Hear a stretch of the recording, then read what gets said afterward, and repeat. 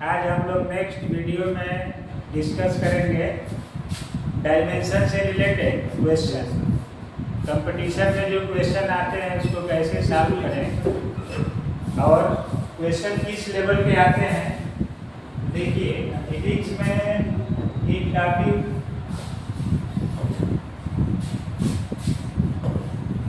Dimension है और dimension किसका किसका होता है ये हम लोग पढ़ते हैं। उस क्वांटिटी है जिसका डायमेंशन में यूज नहीं करते हम लोग। जैसे देखिए, किसी कैलकुलेशन में पाई आ जाए, साइन थीटा आ जाए, कॉस थीटा, टैन थीटा या कोई भी एंगल आ जाए, एंगल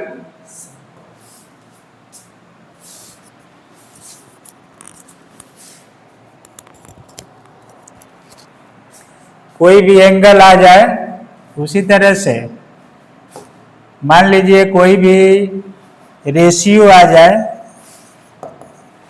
जैसे speed of light in free space और speed of light in medium, इसको बोलते हैं रिफ्रैक्टिव इंडेक्स।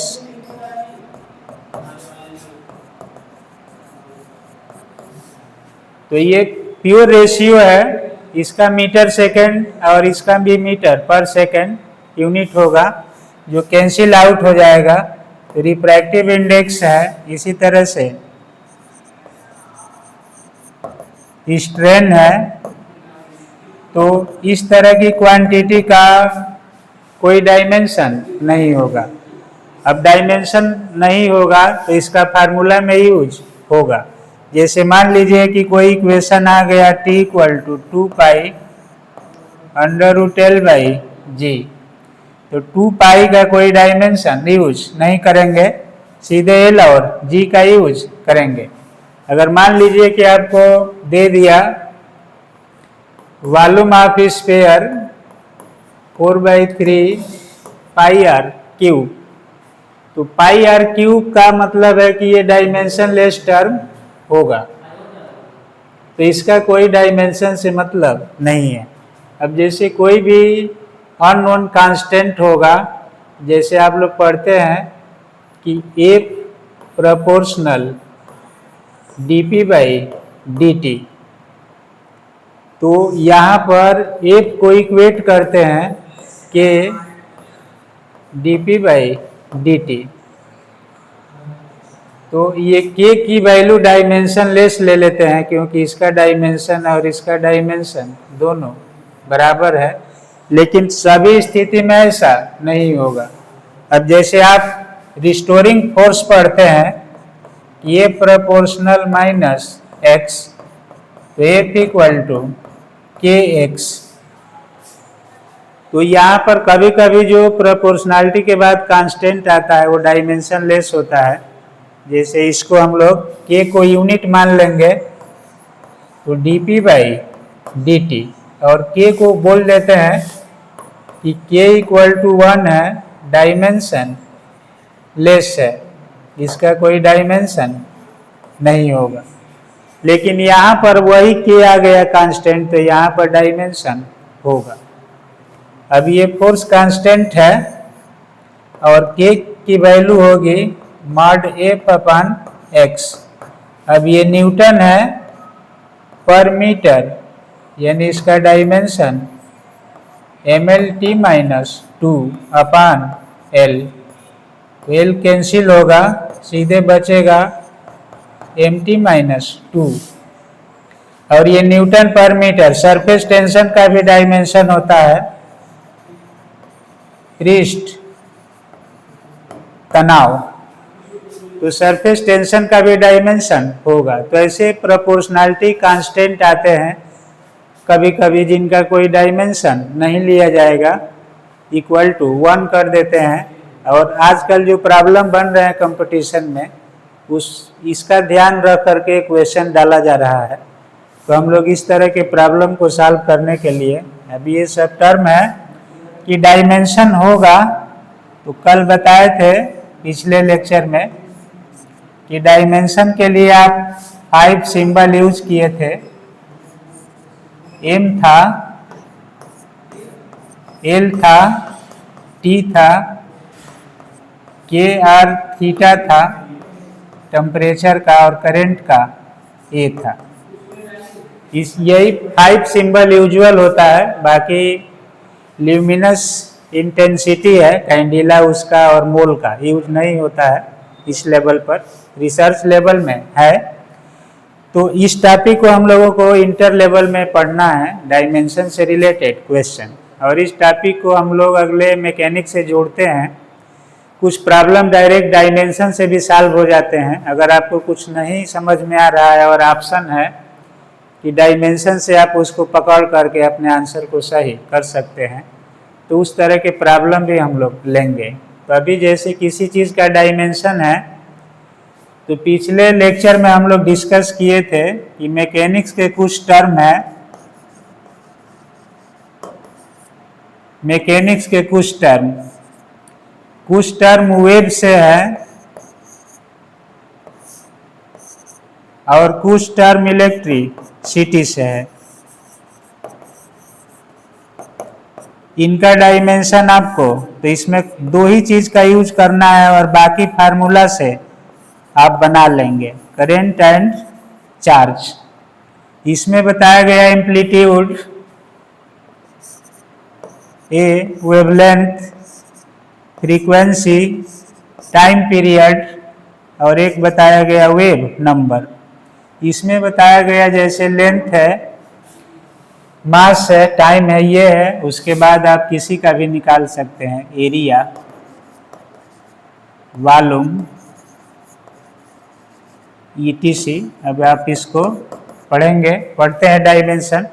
अब ये प्रश्न यहाँ पर ये नहीं है कि हम लोग डायमेंशन को बेसिकली यहाँ पर सीखेंगे क्या है कैसे है, उसका एप्लीकेशन करेंगे कि वो कैसे आपके सामने क्वेश्चन आएंगे और कैसे आप उस क्वेश्चन का आंसर देंगे।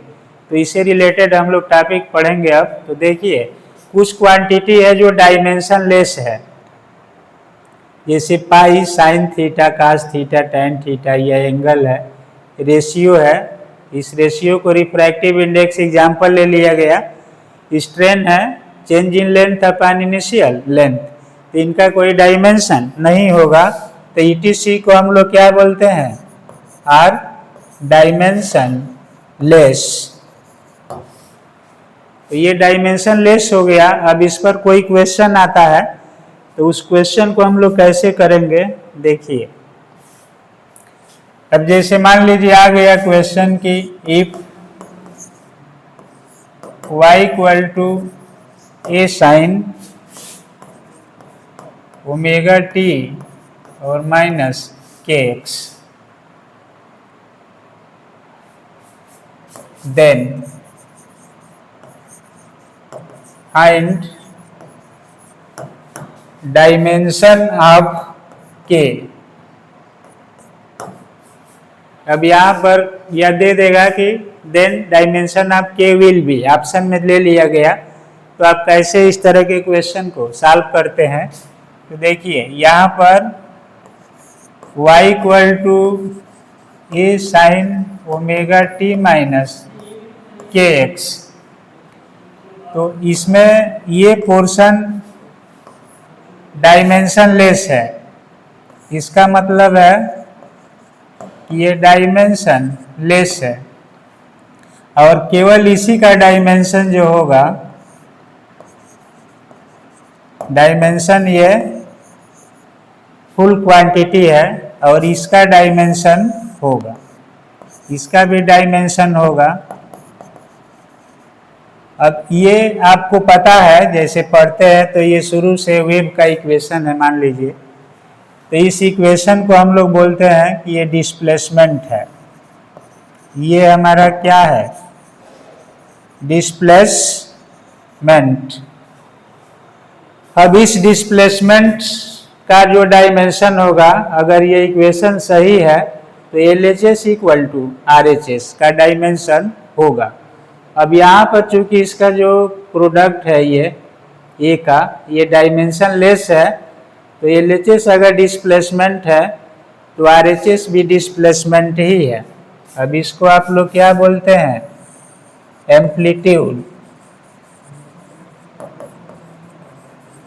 एम्पलीट्यूड तो यहाँ से एम्पलीट्यूड है ये, तो इसका डायमेंशन और डिस्प्लेसमेंट का डायमेंशन। तो आप लोग पढ़ते हैं कि डिस्प्लेसमेंट भी क्या होता है, मैक्सिमम डिस्प्लेसमेंट। मैक्सिमम डिस्प्लेसमेंट तो जैसे वेव में है मीन पोजीशन से मैक्सिमम डिस्प्लेसमेंट, और इसी एक्सिस पर y होता है, ये है। तो ये दोनों का यूनिट एक ही होगा, दोनों का डायमेंशन अगर इसका L है तो इसका भी डायमेंशन क्या होगा, L होगा। तो LHS का डायमेंशन और RHS का डायमेंशन सेम हो गया। अब यहाँ पर है कि sin omega t minus kx, तो k का डायमेंशन निकालना होगा, तो क्या करेंगे, तो इसके लिए देखिए अब यहाँ से since sine theta dimension less है,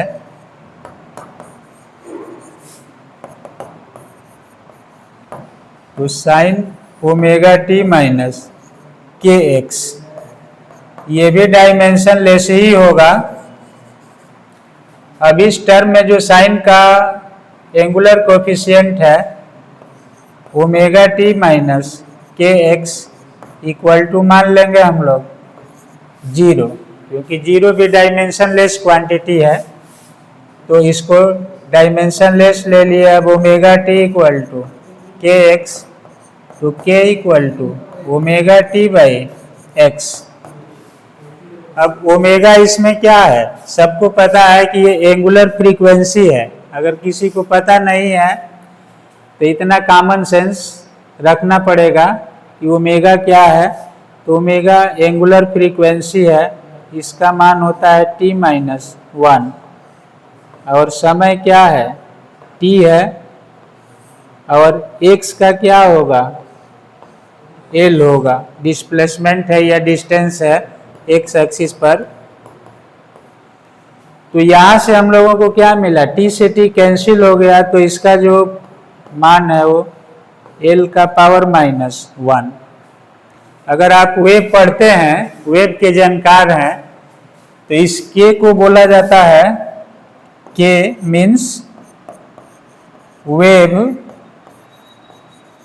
प्रोपेगेशन वेक्टर, तरंग संचरण सदिश। अब इस तरंग संचरण सदिश का मान होता है 2 पाई बाई लेम्डा। तो लेम्डा वेवलेंथ है, कल जैसे बताया पिछले लेक्चर में, आज भी डिस्कस हुआ कि वेव से रिलेटेड लेम्डा आएगा, पाई है तो इसका कोई डायमेंशन नहीं होगा।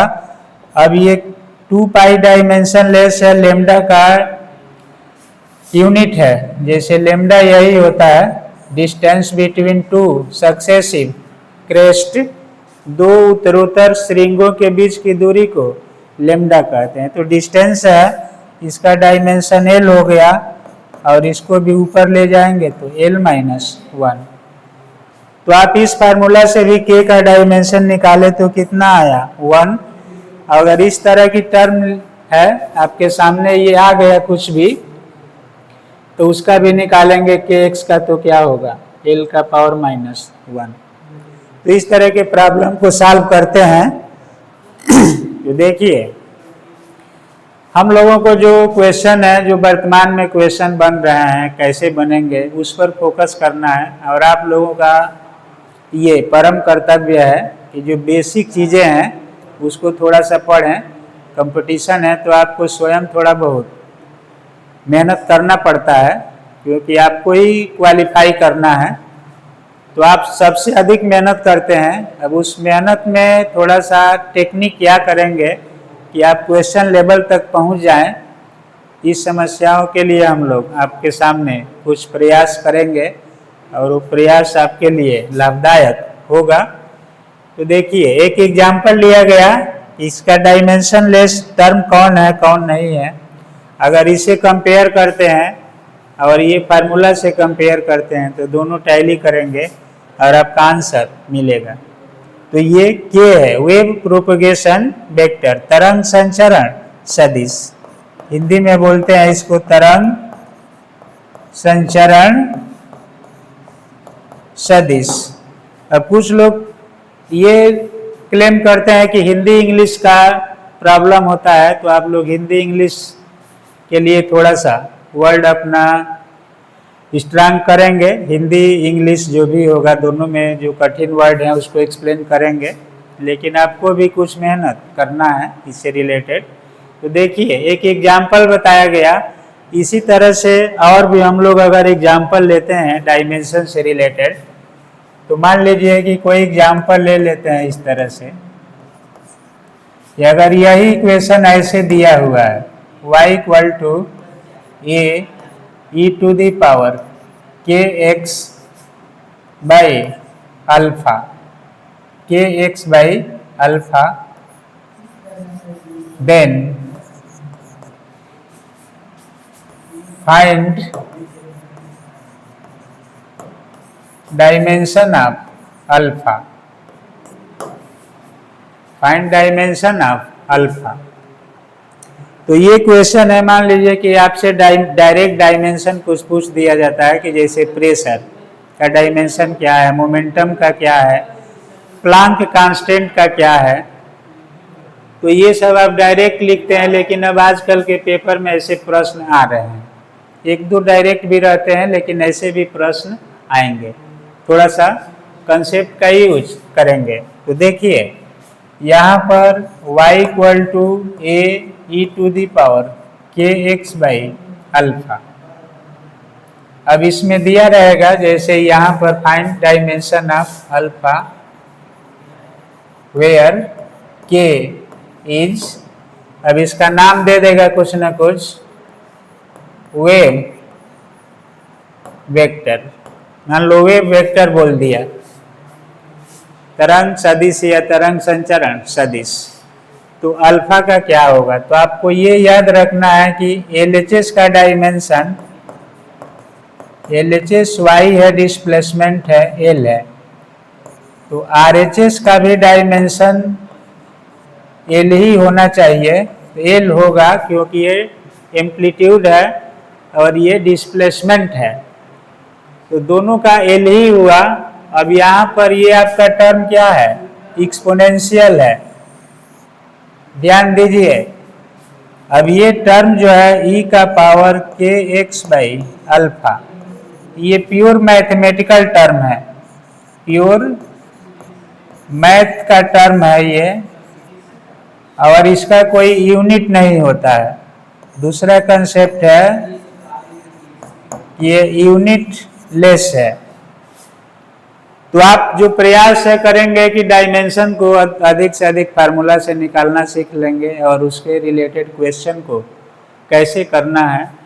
तो ये हम लोग टर्म, क्योंकि इसका डायमेंशन ऐसे टैली कर गया, अब ये डायमेंशन लेस टर्म होगा तभी इक्वेशन सही होगा। तो अब यहाँ पर हमें क्या करना है, डायमेंशन लेस टर्म है, तो इस तरह के टर्म को सॉल्व करने के लिए हम यहाँ पर ले लेंगे कि kx by alpha equal to 1, क्या मानेंगे सीधे इतने की वैल्यू 1, या alpha equal to k into x. तो अब देखिए अल्फा का वैल्यू क्या हो गया, k इंटू एक्स। तो k इसमें दे दिया गया कि ये वेव वेक्टर है, और वेव वेक्टर का मान कि L इनवर्स के बराबर था और x L है, x डिस्प्लेसमेंट है या डिस्टेंस है, तो इस दोनों की वैल्यू क्या हो गई, L 0 यानी 1, तो ये डायमेंशन लेस टर्म आ गया। तो यहाँ से दूसरा कंसेप्ट ये है कि अगर k की वैल्यू आप यहाँ से भी लेते हैं, जैसे kx है तो 2 pi by lambda into x. अब 2 पाई डायमेंशन लेस है, जैसे आपको बताया गया कि इसका डायमेंशन नहीं होगा, तो जब नहीं होगा तो अब आप यहाँ पर उसका ही यूज करेंगे। अगर फार्मूला से निकालते हैं तो k का वैल्यू होता है 2 पाई बाई लेमडा। अब लेमडा और x डायमेंशन वाला है तो x का l हो जाएगा और लेमडा का भी l होगा, कैंसिल आउट होकर l का पावर 0 1, यानी अल्फा यही है। तो अल्फा क्या हो गया यहाँ पर, यूनिट लेस या डायमेंशन लेस।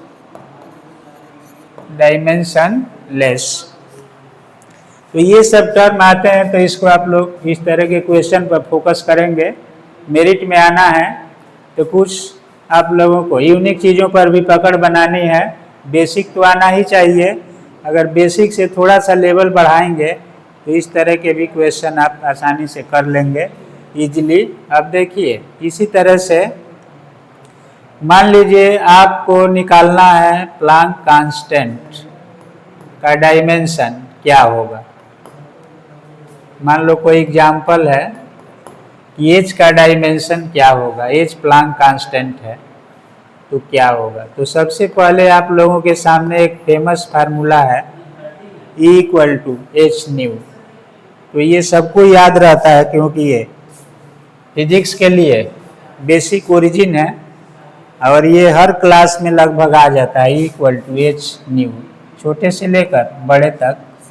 तो H इक्वल टू ई अपन न्यू फ्रीक्वेंसी है, एच एफ भी लिख सकते हैं इसको। तो अब यहाँ से E का एनर्जी है, ये यूनिट जूल है और इसका सेकेंड इनवर्स। तो प्लैंक कांस्टेंट का यूनिट हो गया जूल इनटू सेकेंड। अब जूल का डायमेंशन सबको पता है, वर्क है mL/T-2 और सेकेंड का T। तो ये क्या हो गया, mL²T-1। तो प्लैंक कांस्टेंट का डायमेंशन भी पूछा जाता है अक्सर। और इसके साथ साथ एक टर्म आप लोग पढ़ते हैं एंट्रोपी। जैसे कुछ डायरेक्ट आपको याद रखना है कि क्या होगा, तो एक टर्म का नाम सुनते हैं एंट्रोपी।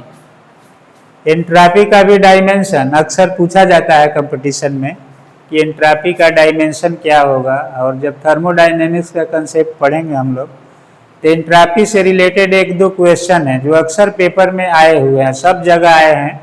अब जैसे आप पढ़ रहे हैं LT ग्रेड और लेक्चरर GIC, तो इसके लिए आप लोगों के पास टेक्निक है कि जो क्वेश्चन फिजिक्स सब्जेक्ट में ऑब्जेक्टिव लोक सेवा आयोग के बनते हैं वही क्वेश्चन इसमें रिपीट होते हैं, दोनों में एक ही क्वेश्चन आते हैं लगभग। तो उस तरह के क्वेश्चन को आपके सामने प्रैक्टिस सेट में लाया जाएगा और सॉल्व कराया जाएगा सामने कि कैसे आप उसको डील करेंगे। तो ये सब चीज़ों पर फोकस करना है। और किसी भी चैप्टर को आप लोग एक स्टोरी बनाकर पढ़ते हैं, जैसे इसी का एक स्टोरी बनाना है कि किसका डायमेंशन स्टार्ट में लेंगे, कैसे अप्लाई करेंगे और कैसे उसको क्वेश्चन लेवल तक पहुंचा देंगे। देखिए, जैसे अभी आपके सामने ये सब प्रॉब्लम सॉल्व किए जा रहे हैं। अभी एक क्वेश्चन आया कि what is the dimension of entropy. Entropy एक फेमस नाम है, जैसे प्लैंक कांस्टेंट का यहाँ पर लिया गया उसी तरह से। तो सिंपल चीज़ों को आप लोगों को जानना ही है, लेकिन उसी को एक लेवल से ऊपर भी ले चलना है। अब देखिए, जैसे एंट्रोपी थर्मोडायनेमिक्स का टर्म है S इक्वल टू dQ/T, या DS इक्वल टू लिखते थे ऐसे, या simply S equal to Q/T। तो Q यहाँ पर हीट है। अब इतना कॉमन सेंस होना चाहिए कि what is the meaning of Q। तो Q का मतलब है हीट और T का मतलब है टेम्परेचर। तो ये ऊष्मा है और ये है ताप। अब दोनों का रेशियो है एंट्रोपी। तो अब ऊष्मा को आप लोग पढ़ते हैं कि जूल में मेजर करते हैं या कैलोरी में, और इसको केल्विन में। तो जूल का डायमेंशन क्या हो गया, mL²T-2 और केल्विन का थीटा या K। तो इसका मान क्या हो जाएगा, ml square T minus 2 theta minus 1। कोई कोई इस थीटा को k से भी दिखा देता है जैसे पेपर में, तो इसको ऐसे भी लिख सकते हैं, यह ऑप्शन दिया है तो k का पावर -1। तो फर्स्ट प्रीफरेंस ये है कि आपको डायमेंशन हर चैप्टर में पढ़ना है, और डायमेंशन के लिए आपको फार्मूला और उसमें सिंबल रखने का टेक्निक अगर है तो डायरेक्ट आप निकाल लेंगे, और इक्वेशन से डायमेंशन निकालना है तो उसके लिए जो टेक्निक है उसको हम लोग आपके सामने क्वेश्चन में रख रहे हैं और बता रहे हैं कि कैसे उसका निकलेगा। तो ये सब काम हम लोगों को करना है, और 1 या 2 क्वेश्चन डायमेंशन से आपके पेपर में रहता है, लेकिन इसी के लिए आपको उसकी स्टोरी बना करके और स्टडी कर लेना है कि कुछ भी आए तो हम उसको सॉल्व कर लें। तो एंट्रॉपी से रिलेटेड क्वेश्चन है। अब जैसे मान लीजिए कि आपके सामने कोई डायमेंशनल एनालिसिस करने के लिए कह दिया और बोला कि सिग्मा का डायमेंशन क्या होगा, तो सिग्मा यहाँ पर क्या है, कंडक्टिविटी है, तो सिग्मा का मान है 1/रो। अब 1/रो है तो 1/रो के लिए आप क्या करेंगे, यहाँ से फार्मूला 1 पता है।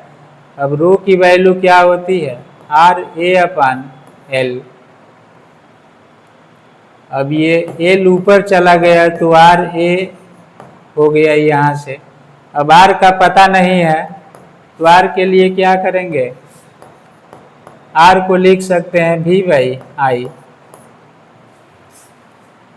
अब मान लीजिए V का भी नहीं पता है कि क्या करना है, तो आप सीधे इसको लिखेंगे L/A, और V को क्या लिख देंगे, W/Q, और अपान क्या है यहाँ पर I। तो अब ये क्या हो गया, L/A और QI/W।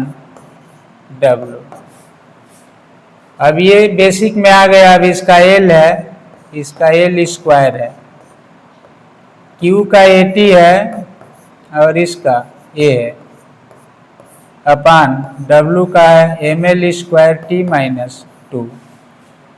तो आपको जो फार्मूला याद है उसी से धीरे धीरे बढ़ा करके बेसिक तक पहुंचा देना है और इसको सॉल्व कर लेना है। तो जब इसको सॉल्व करेंगे तो आपका रिजल्ट आ जाएगा। एक L यहाँ से कैंसिल होगा और जो मान बचेगा वो क्या होगा, m का पावर -1, L का पावर -2, और एक ये बचा है 3 हो जाएगा, और t का पावर यहाँ पर -2 है, ऊपर t है एक, तो ये क्यूब हो जाएगा, और a का पावर 2। तो आप ये अननोन क्वांटिटी को ऐसे धीरे धीरे नोन करते हुए जाएंगे तो टाइम लगेगा, लेकिन एक क्वेश्चन आपका सही हो जाएगा। और नहीं आ रहा है, कहीं गलती से इधर उधर कर दिए माइनस मार्किंग में, तो मिस्टेक हो जाएगा। तो पेपर में धैर्य बना करके, और थोड़ा सा टाइम लगे लेकिन क्वेश्चन आपका सही हो जाए, ये भी प्रयास किया जाता है माइनस मार्किंग में कि आपका अधिक से अधिक क्वेश्चन सही हो, निगेटिव मार्किंग में न जाए। तो इसके लिए हम लोग ये सब प्रयास कर रहे हैं। तो कुछ डायमेंशन आप लोगों को बताया गया कि कैसे निकालना है और किस तरह से इसका यूज करना है। अब इस तरह के क्वेश्चन लिए जाएंगे, जैसे मान लीजिए कि आपसे पूछ दिया कि डायमेंशन फार्मूला किसी भी चीज़ का निकालिए, जैसे मैग्नेटिक फील्ड का डायमेंशन क्या होगा। तो अब सीधे आप इसके लिए फार्मूला कुछ नहीं आता है तो 9-10 से ही पढ़ना शुरू करते हैं कि F/IBL। ये बेसिक फार्मूला है जो हर स्टूडेंट को आता है और हर क्लास में लगभग इसका जिक्र होता है। या F/QVB, तो आप दोनों में से किसी का यूज कर सकते हैं। अब B का निकालना है तो F अपान क्या हो गया, Q इंटू V। तो F क्या हो गया, mLT-2, और Q का AT, V का LT-1। तो यहाँ से आप इसको सॉल्व कर सकते हैं। एल से एल कैंसिल हो जाएगा, क्या बचेगा, एल टी माइनस 1 है। अब यहाँ से हो गया एम और ए बचा है यहाँ पर, और टी कैंसिल हो जाएगा, ये माइनस और ये प्लस, टी माइनस 2 और ए माइनस 1। तो बी का डायमेंशनल फार्मूला ऐसे आपको मिल जाएगा। तो अधिक से अधिक क्या करेंगे, सूत्र अधिक से अधिक याद करना है और उस सूत्र से कई फायदा उठाना है। डायमेंशन निकाल सकते हैं, न्यूमेरिकल कर सकते हैं, यूनिट निकाल सकते हैं, कौन किस पर डिपेंड करता है ये पता लगा सकते हैं। तो आपको सारा काम सेंटर ओरिएंटेड बनाना है, तो फार्मूला को ही सेंटर पर रखना है और फार्मूला से सभी काम डिफिनीशन से लेकर यूनिट से लेकर न्यूमेरिकल तक वो आप कर सकते हैं। तो एक चैप्टर में 5 या 6 फार्मूला ही मुश्किल से हैं, उसी 5-6 पर फोकस बना लेंगे तो आपका रिजल्ट निश्चित रूप से सेलेक्टिव हो जाएगा। तो इस वीडियो में हम लोग ये सब डिस्कस किए कि डायमेंशन कैसे निकालेंगे, किसका डायमेंशन होगा और किसका डायमेंशन नहीं होगा। तो आप लोग इसको प्रैक्टिस में लाएंगे और कोई भी बुक पढ़ेंगे तो समझ में आएगा। और इसके बाद हम लोग प्रैक्टिस सेट पर काम करेंगे कि डायमेंशन से रिलेटेड कौन कौन से क्वेश्चन पेपर में आए हैं।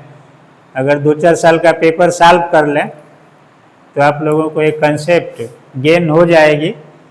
अब इसके लिए हम लोग अगले वीडियो में प्रयास करेंगे। तब तक के लिए ओके, थैंक यू।